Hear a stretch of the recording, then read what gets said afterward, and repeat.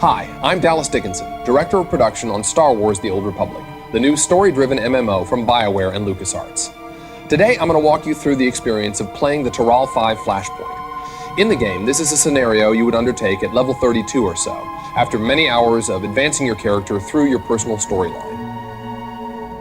Like other Flashpoints in the Old Republic, Taral V is designed for 4 players, and whether you're playing with your friends or a group you just met on the game, teamwork is critical if you want to succeed. Before you get to the action, though, you've got to learn what this is all about by talking with Master Oteg, a revered Jedi Master who needs a strike team to carry out an important and dangerous mission. Welcome, friends. You're even more impressive in person. Forgive me for not shaking hands, but I forgot my hover seat today. Before we begin, I'll ask that you keep an open mind to what you're about to hear. The source of my information is, unconventional. You should see the sources I usually rely on. They redefine disreputable. Despite its unusual nature, my source is of the highest integrity. I will share with all of you. The conversation with Master Oteg is a multiplayer conversation. We're watching it from the trooper's perspective, and as you can see, after he selects his response in the conversation, he rolls a random number between 1 and 100. The same thing happens for the other players, and the player with the highest roll wins. In this case, the Jedi Knight. Follow Oteg's lead. This is important.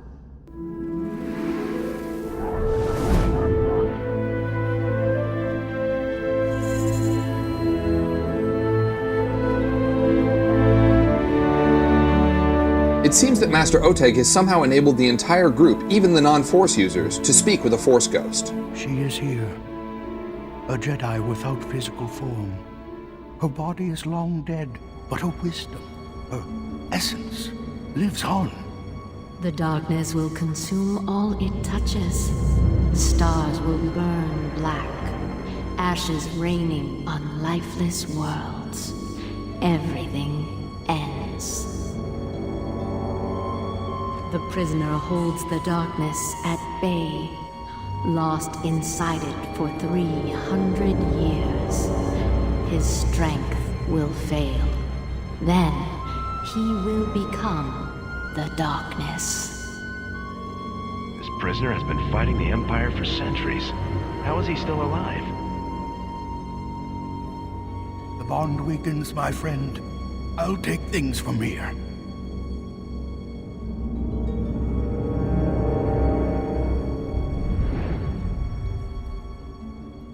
She's told me many things.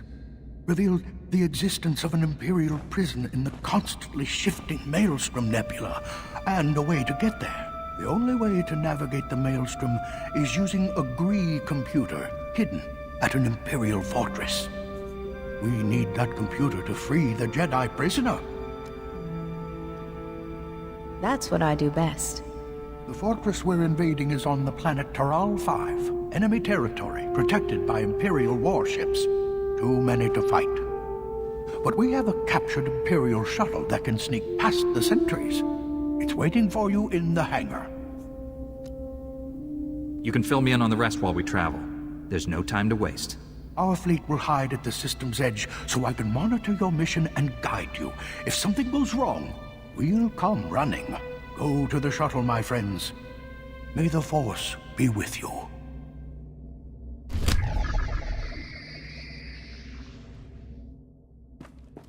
All right, the team's ready for action, heading for the shuttle that will take them to the planet's surface. The shuttle sequence is one of our cinematic cutscenes. You're going to see we have cutscenes for departing from and arriving to most, if not all, of the planets in the game.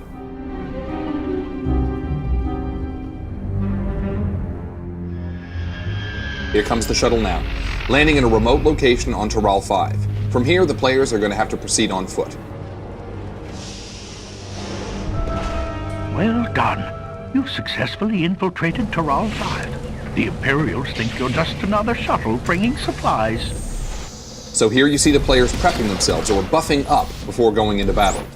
We're watching this from the perspective of the Jedi Sage, a consular advanced class. Here they go. Lightning strikes the ground here and starts a fire, and one of Grand Moff Kilrin's shuttles is dropping off troops in the distance. Now we shift to the smuggler's perspective. He's a scoundrel advanced class, and he's set up to be the healer. He's in cover, which gives him a defensive bonus, and he's tossing out the heals. Those green circles you see are signs to the smuggler that his cover bonuses apply. You can see the trooper got the skin player's attention. The knight is distracting the lesser jungle beast, and the team's tactics are perfect here. So we're watching from the Jedi Knight's perspective now. He's a guardian with a single saber, but he is a major damage dealer in this group. Whoa, check that out! The shuttle got hit by lightning, then veered off, hit the watchtower, and brought the tower down. That blue square on the knight is actually one of the enemies targeting him. You see the smuggler's healing probe coming in to give the knight a slow-release med pack. Okay, so back to the perspective of our trooper. He's a vanguard, which means he gets access to the heaviest armors in the game, and a reactive shield that increases his threat towards enemies. So now the team is headed over to destroy this Imperial research station. That's actually part of a bonus mission inside the Flashpoint. Oh, and they're ambushed by jungle crawlers. The trooper needs to make sure they don't swarm the healer.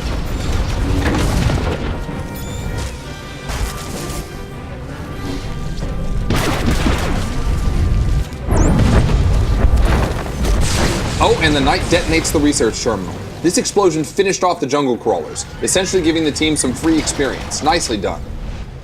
Alright, the team's back on the path now. We're still in the Jedi Sage's perspective. Up here, Imperial soldiers are battling a Jagoran river lurker. The river lurker is the real danger here, so the Sage targets him and lets loose some of her telekinetic abilities. Oops, now she's got his attention, and he's coming after her. Those robes aren't exactly heavy armor, so this could get ugly. We change perspective over to the Jedi Knight, who's taking down the last of the Imperials here, a commando. The Knight's now with everyone else on the river lurker. He powers up and lands a hit hard enough to get the beast's attention. And the river lurker is down.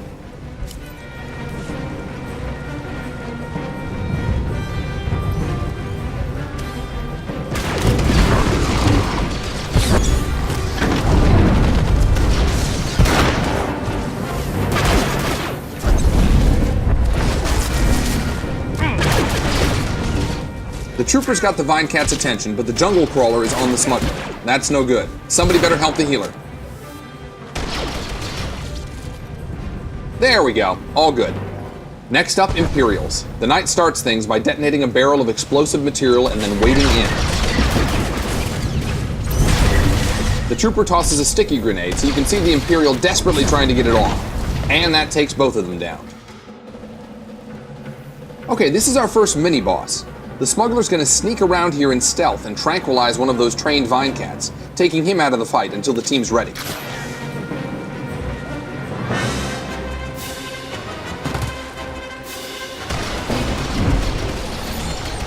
The Jedi Sage is setting up a stasis field around the left Vine Cat, so everyone can concentrate on that mini-boss.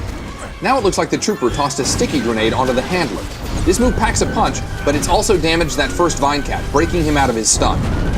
Everyone's focusing their fire on the handler, and the trooper's doing a good job of holding the enemy's attention.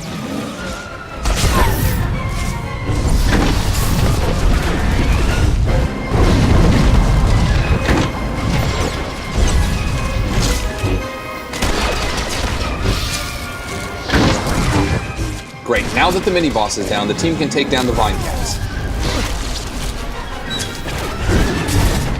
The Sage's stasis field lasts a nice long time, but the group's going to want to take that first Vine Cat down before it fades.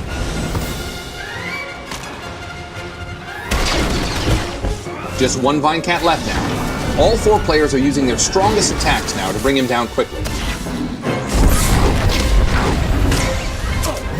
And the trooper finishes him with a stock strike.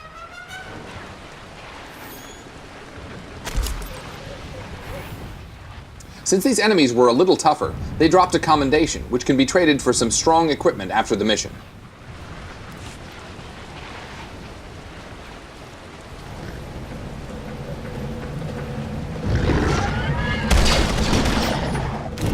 Further up the path, the team runs into an Imperial patrol, and it seems they've already got their hands full. As you can see, jungle skin flayers are no fans of the Imperials either. You can sit back and enjoy the show, but if you want the maximum amount of experience, you can rush in and take them all down.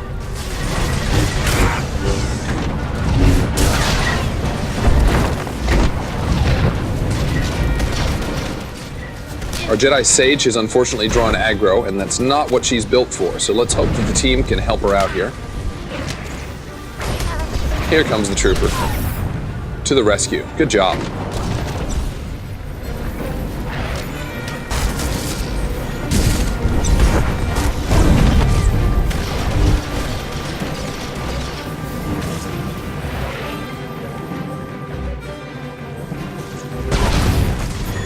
So that was a destructible barrel.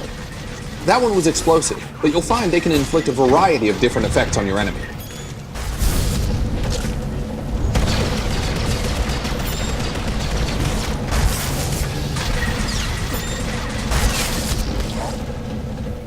After blowing up this research station, the team is going to move on to the entrance of the Imperial base.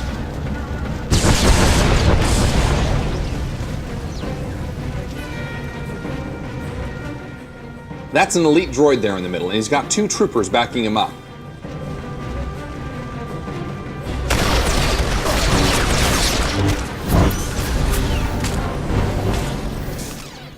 Back from our trooper's perspective, you can see he's tossing a cryo grenade at one of the other troopers so we can concentrate on the elite.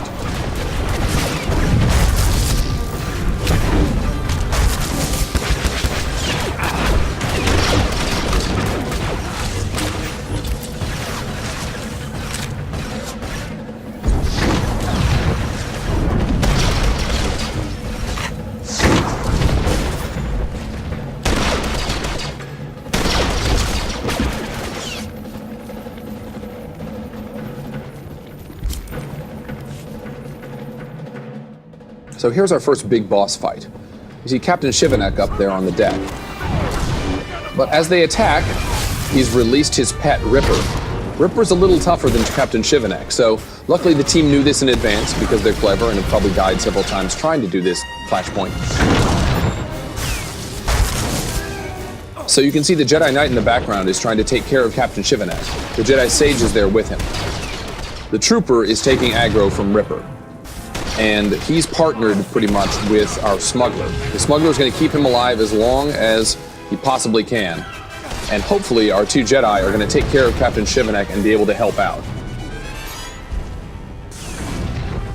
The smuggler is also responsible for keeping the Jedi alive, so we've got to do a little bit of multitasking here. As you can see, Ripper could take that trooper down very quickly without some help.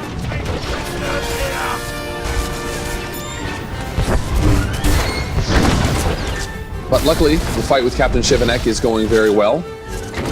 Our Jedi Sage is finding giant objects in the ground to fling at Captain Shivanek while the Jedi Knight does damage. Now you can see in the background, the trooper is trying to run Ripper over near to some destructible barrels, like I mentioned before. Unfortunately, he just aggroed an ad. A little bit more trouble for the team. The Jedi Knight and Jedi Consular are going to have to take care of that first. You can see everybody's a little low on health, so it's getting a little touch and go here.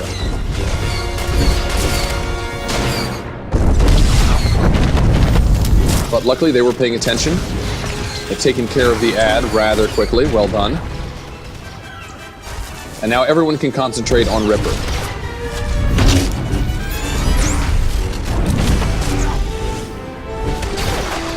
Trooper got a little low on health there, but luckily the smuggler was paying attention. Now we're in a case where we can actually ping-pong aggro.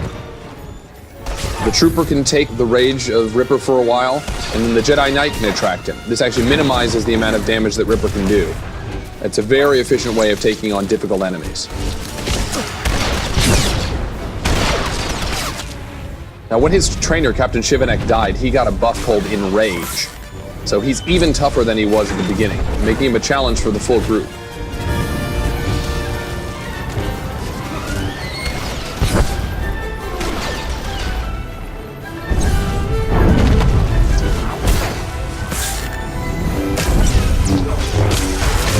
But as you can see, our crack team is up to the challenge.